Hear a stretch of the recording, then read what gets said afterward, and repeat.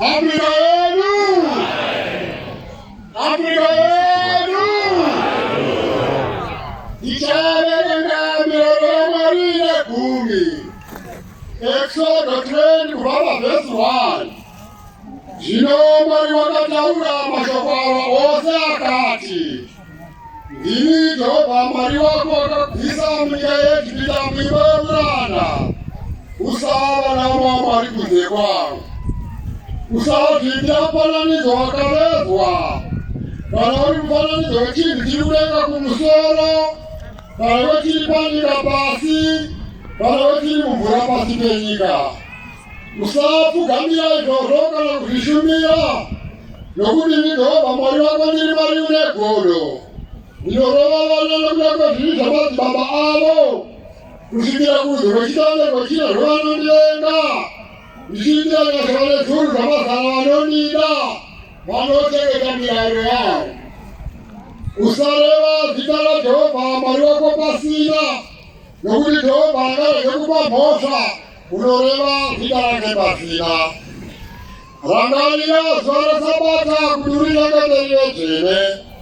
Ubate mazuva matanhatu uite mabasa ako ose, asi zuva rechinomwe iSabata raJehovha Mwari wako. Usatombobata mabasa naro, iwe kana mwanakomana wako, kana mwanasikana wako, kana muranda wako, kana murandakazi wako, kana zvipfuwo zvako, kana mwenye wako uri mukati memasuo ako. Nokuti mazuva matanhatu Jehovha wakaita denga nepasi negungwa nezvose zviri mukati mazvo, akazorora nezuva rechinomwe. Naizvozvo Jehovha wakambofadza zuva reSabata akariita dzvene. Kudza baba vako namai vako, kuti mazuva ako ave mazhinji panyika yaunopirwa naJehovha Mwari wako. Usauraya, usaita upombwe, usaba, usapupurira kwako nhema, usachira imba yokwako, usachira mukadzi wokwako, kana muranda wake, kana murandakazi wake, kana nzombe yake, kana mbongoro yake, kana chimwe chokwako. Kudzai Jehovha, kudzai Jehovha. Hymn 84. Hymn 84.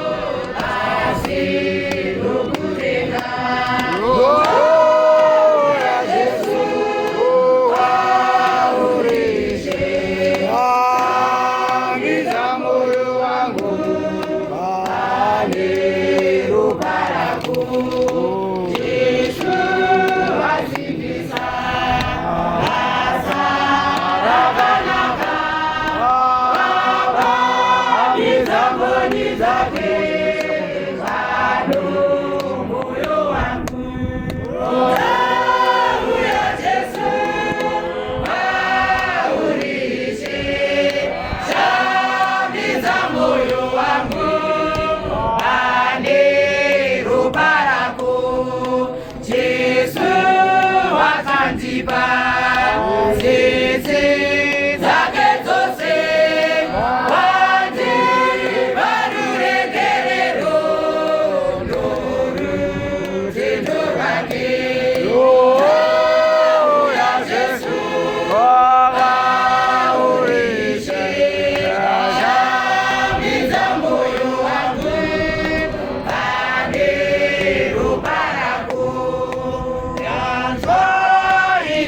yako